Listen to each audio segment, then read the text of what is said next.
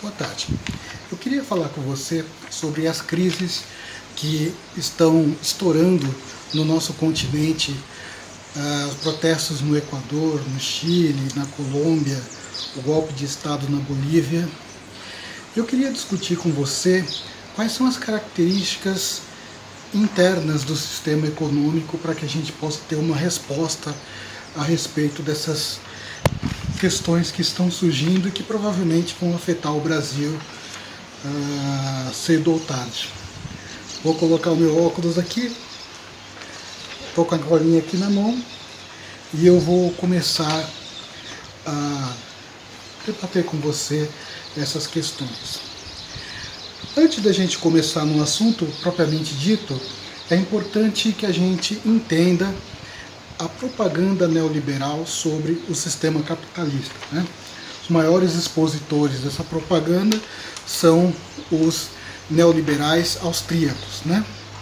E o que eles dizem a respeito do sistema capitalista? Eles dizem o seguinte, que o papel do empresário é descobrir qual é o preço futuro dos produtos que ele oferece. Se ele descobrir quais são os preços futuros, então ele vai ter uma demanda compatível com a cobrança que ele está fazendo e talvez ele tenha sucesso talvez ele conquiste mercado. Esse detalhe é muito importante porque é uma enorme falácia, é um enorme erro. Na verdade, a teoria da escola austríaca, ela não pode ser considerada ciência econômica, ela é propaganda. Ela é propaganda para criar, não é, um clima político a favor das políticas neoliberais que eu vou discutir aqui com você. Então, essa grande falácia de que o empresário, o papel dele é adivinhar os preços futuros, primeiro, você sabe que ninguém adivinha nada. Horóscopo é uma questão de superstição. Em segundo lugar, o que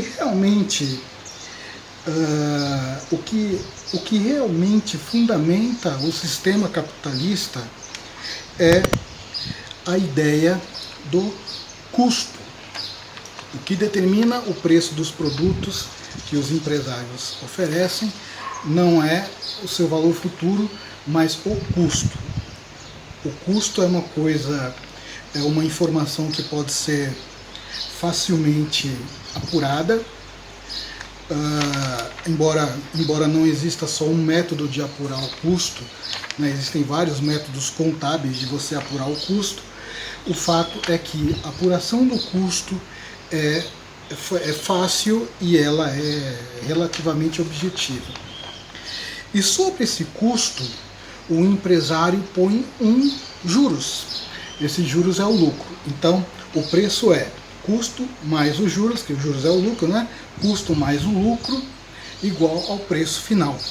É assim que o empresário determina o preço de um produto, né?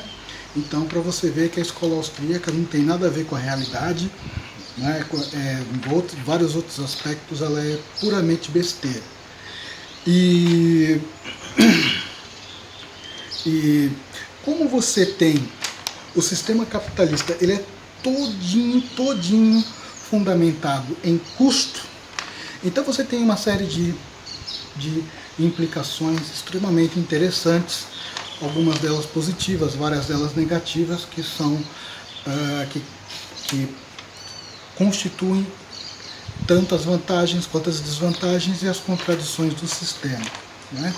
Então perceba, como o empresário ele forma o preço a partir do custo, para aumentar o lucro, o que ele tem que fazer? Ele tem que diminuir o custo, não é? Você tem um preço X, você diminui o custo, então a parcela do lucro aumenta. É assim que funciona o cálculo do empresário. E eu pergunto para você, qual é a melhor forma no sistema capitalista de você reduzir o custo? Aqui está uma coisa difícil. A melhor forma no sistema capitalista de fazer isso é você criar oligopólios. O que é um oligopólio? Oligopólio, né, oligopólios é um mercado de empresas extremamente especializadas. São poucas empresas que dominam aquele mercado, o mercado de oligopólio, e essas empresas elas conseguem impor o preço que elas quiserem, né, baseado também no custo. Você tem o custo mais os juros, que eles chamam de markup, e você tem o resultado final, que é o preço. Então, a melhor forma de você reduzir o custo é você criar oligopólios, porque o oligopólio ele tem uma característica, ele controla toda a cadeia de produção. Olha que coisa, eu estou gravando, por exemplo, num celular da Samsung, né? E o meu celular, em relação ao celular da Apple, o iPhone, é um celular barato, não é? Muito barato. Mas eu posso dizer uma coisa para você. O custo do meu celular e o custo do iPhone é muito provavelmente, ou se não é o mesmo, é muito próximo. Sabe por quê? Porque a cadeia de suprimento para a Samsung fazer o meu celular, a cadeia de suprimento para a Apple fazer o iPhone, são as mesmas, são os mesmos fornecedores. Então, qual é a vantagem do oligopólio?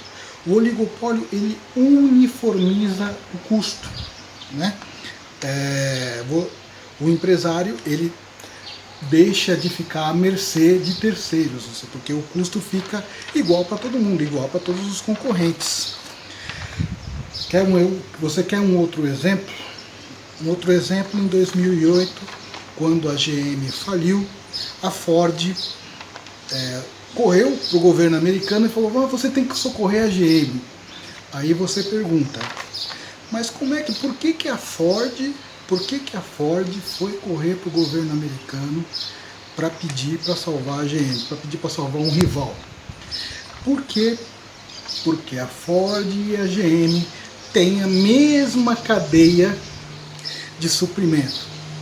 Então, se a GM quebrasse, aí os fornecedores iam ficar sem a GM como opção de fornecimento, e aí os fornecedores iam quebrar, e isso ia prejudicar a Ford, porque ela também ia ficar sem fornecedores. Então o oligopólio ele serve para isso, ele procura reduzir custo através do controle de toda a cadeia, né, de suprimentos. E também o oligopólio, como são poucas empresas que estão dentro do mercado, ele pode ampliar a parcela, né, do lucro que está dentro do preço, né? Lembra? Custo mais lucro igual a preço. Então, o oligopólio tanto uniformiza o custo para todo mundo, o custo fica bastante previsível, quanto ele consegue também aumentar o lucro, porque são poucas empresas disputando, né? Então, o grande problema de você ter um sistema econômico totalmente baseado em custo é que o sistema capitalista ele considera custo o trabalhador. Essa é uma das principais contradições do capitalismo. Realmente, se você pensar superficialmente, o trabalhador ele tem que receber salário, não é? Então o salário é um custo. Agora, se ele é um custo, então ele tem que ser reduzido, certo? Ele tem que ser demitido. Só que tem um problema fundamental. O trabalhador, ele é um fator de produção assim como uma máquina, como uma ferramenta tal. Mas ele não é um fator de produção qualquer. Ele também é consumidor do sistema. Eu, você, todos nós da classe trabalhadora, nós somos consumidores do próprio sistema capitalista. Nós não somos apenas fatores de produção do sistema. E mais, nós não somos apenas fatores de produção, consumidores, tão somente. nós somos agentes do sistema econômico que criamos produtos. Então veja que coisa, quando o sistema capitalista ele trata a mim e a você como um custo, e ele procura nos tirar do sistema, ele está tirando não apenas o fator de produção, ele está tirando o próprio consumidor, ele está tirando a pessoa que cria os produtos. Então, quando o desemprego ele passa a ser muito grande, o sistema como um todo ele fica fragilizado. Ele só não se fragiliza tanto quando é oligopólio, porque o oligopólio tem muita margem de operação.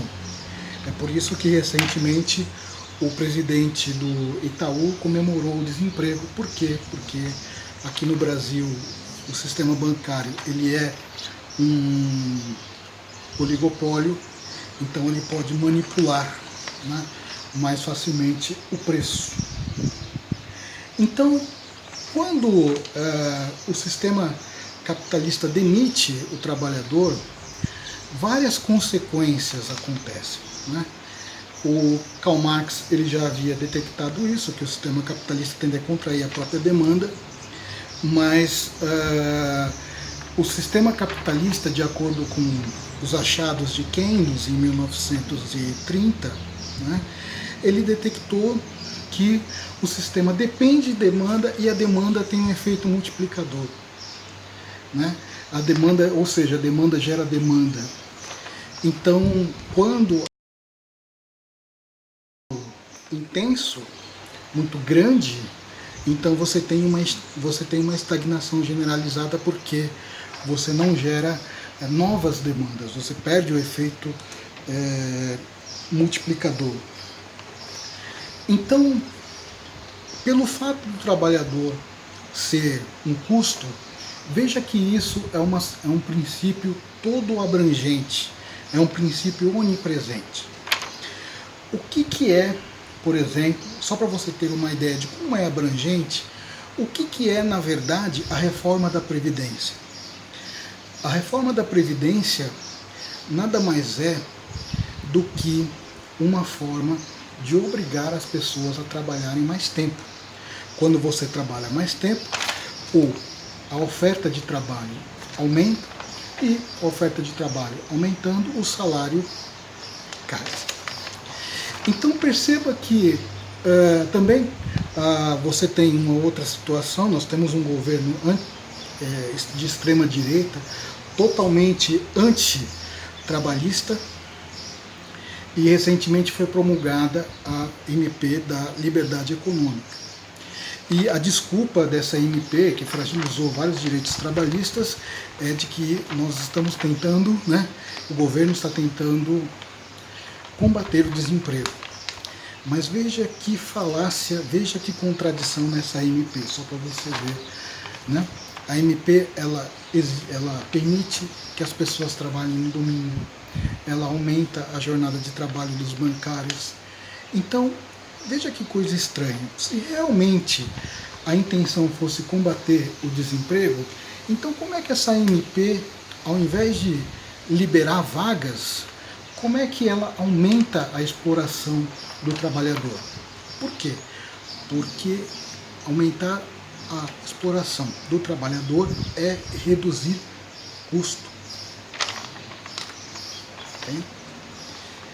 Porque se realmente o governo estivesse interessado em combater o desemprego, a solução mais racional e óbvia para você combater o desemprego é reduzir a jornada de trabalho. Então você contrata mais gente e você emprega mais gente.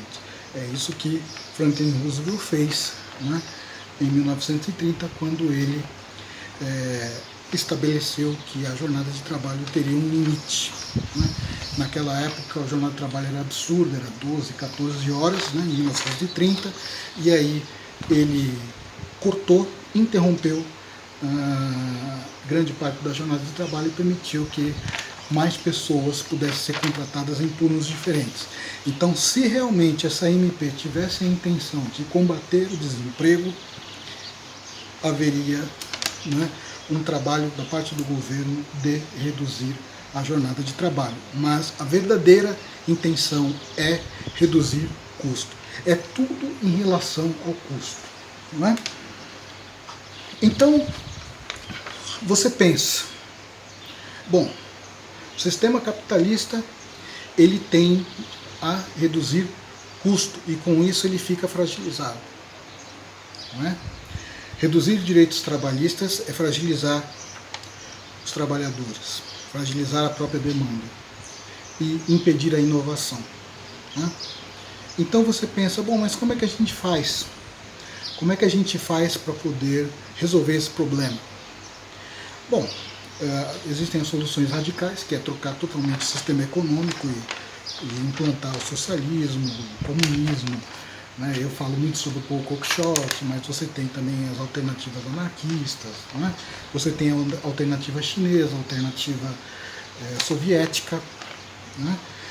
Mas dentro do capitalismo, a solução mais lógica a ser feita para reduzir essas contradições é você estabelecer a estabilidade no emprego. Se o trabalhador é a demanda, então interessante para o sistema, para a sobrevivência do sistema, que o trabalhador tenha estabilidade no emprego. A estabilidade do emprego ela é um pouco complexa, porque você que está me assistindo, talvez você seja casado, eu não sou casado, né? Talvez que você seja casado, você sabe que você tem o direito de se divorciar, não é? Você tem o direito de se divorciar, você paga a penalidade à sua ex-esposa, ao seu ex-cônjuge, né? Penalidade civil, pensão, etc. Mas você tem o direito de se divorciar, né? Da mesma forma, um sócio, se você é dono de microempresa, empresa de pequeno porte, então, você tem o direito de sair da sociedade onde você está, né? Ninguém é obrigado a se associar com ninguém. Então a estabilidade no emprego, ela tem que levar isso em consideração. Você não pode ter com o seu empregado um vínculo mais forte do que um vínculo de casamento, por exemplo. Ou ser mais complexo, né, a rescisão de um empregado do que a rescisão de uma sociedade, né? Então, a estabilidade no emprego é uma situação difícil, porque estabelece relacionamentos que às vezes as pessoas não querem, porque você tem tanto chefes ruins que os empregados querem se livrar, quanto os empregados ruins que os chefes querem se livrar. Então você pode pensar que numa grande empresa que tem várias agências, várias lojas, né, talvez seja fácil você estabelecer uma estabilidade no emprego muito mais rígida, porque se você tiver um empregado ruim ou um chefe ruim, você pode ser transferido para uma outra loja, agência, etc. Mas quando é uma microempresa, né, quando é só você, o seu chefe, ou só você e mais dois, aí realmente na situação não faz sentido você ter uma ligação forte, né? E na situação em que realmente é complicado você estabelecer uma relação rígida, qual seria a segunda solução? A segunda solução para você preservar a demanda é dar renda mínima para as pessoas. Se você não pode dar estabilidade no emprego para proteger a demanda, então faz sentido você dar renda mínima para elas, né? Só que você começa a pensar o seguinte, que se você der renda mínima para uma pessoa, você vai ter um monte de gente da direita, um monte de gente preconceituosa que vai falar assim: ah, mas eu não quero sustentar vagabundo, eu não quero que os meus impostos vão para os vagabundos. E aí a grande questão do capitalismo, né, não é apenas uma questão econômica, é uma questão cultural, é uma questão emocional, porque as pessoas não aceitam as soluções que poderiam preservar o sistema, que poderiam dar estabilidade para o sistema capitalista. Veja, por exemplo, eu gostaria de recomendar a você um canal do YouTube do Eduardo Moreira. O Eduardo Moreira, ele tem um trabalho muito bonito junto às quilombolas, aos indígenas.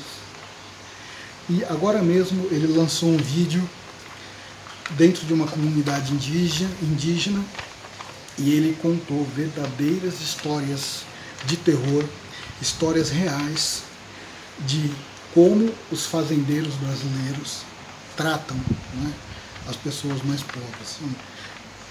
Para você ter uma ideia de como o capitalismo é um problema cultural, ele é um problema que não as pessoas que estão em posição de poder, elas são tão cruéis que você pode ver as histórias de terror, o que elas fazem para reduzir custo, né?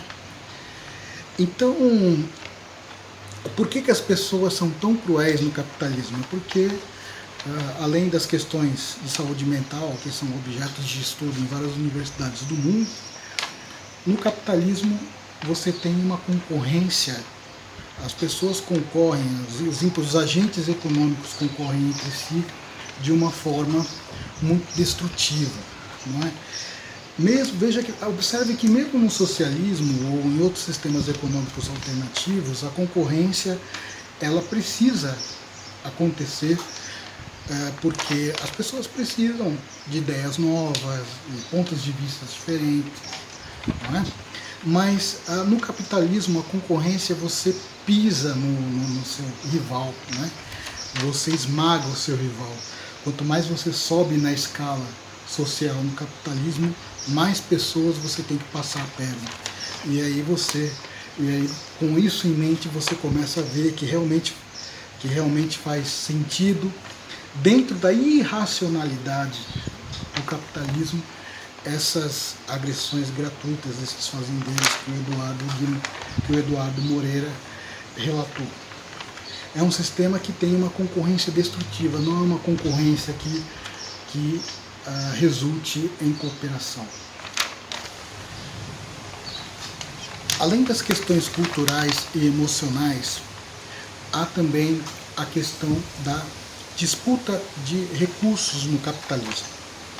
Não é só uma questão de redução de custos, não é só uma questão cultural, não é só uma questão emocional, mas é também uma questão de disputa. Uma das razões pelas quais as pessoas passam a perna umas nas outras no sistema capitalista é porque elas não querem abrir mão de seus recursos.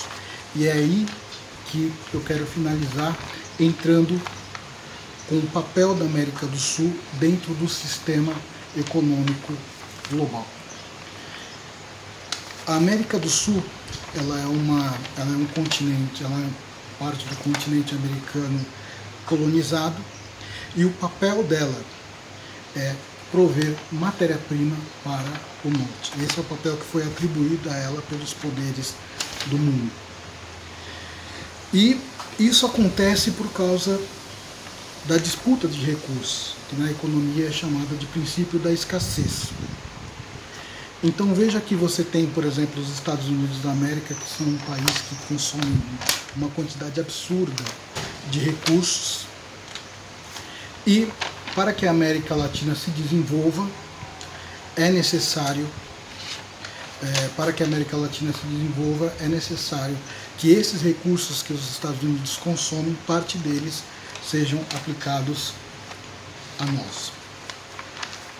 E os Estados Unidos, né, as empresas, as corporações americanas, elas têm dificuldade de cortar os custos, né, de encontrar fontes alternativas de matérias-primas. Então, todas as vezes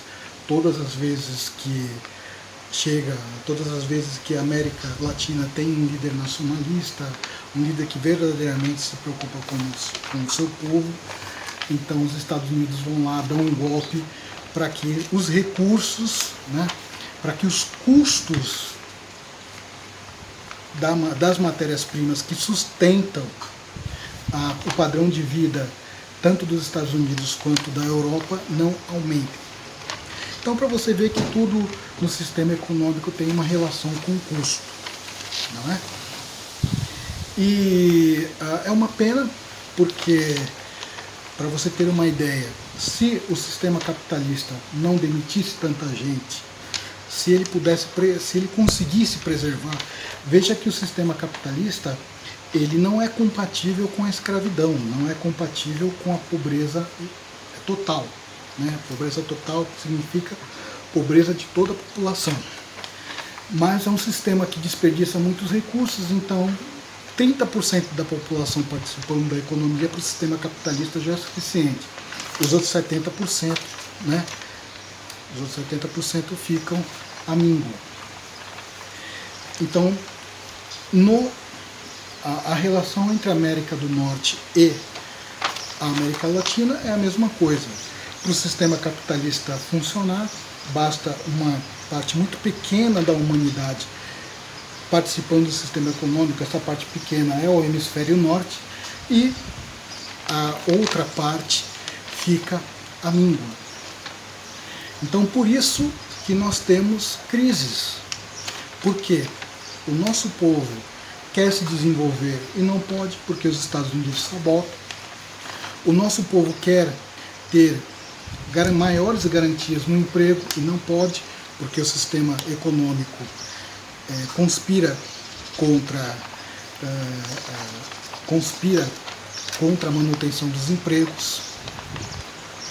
E a conclusão que se pode chegar disso é que, se o sistema capitalista deseja realmente ser estável, ele precisa aceitar um nível de custo maior.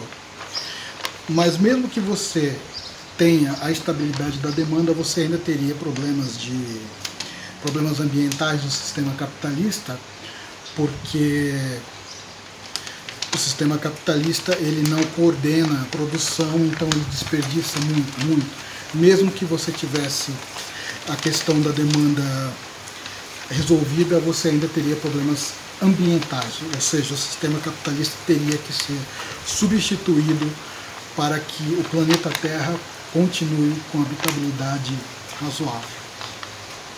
Então, eu espero ter explicado para você a situação, espero que tenha sido satisfatório. Obrigado pela sua audiência. Boa tarde.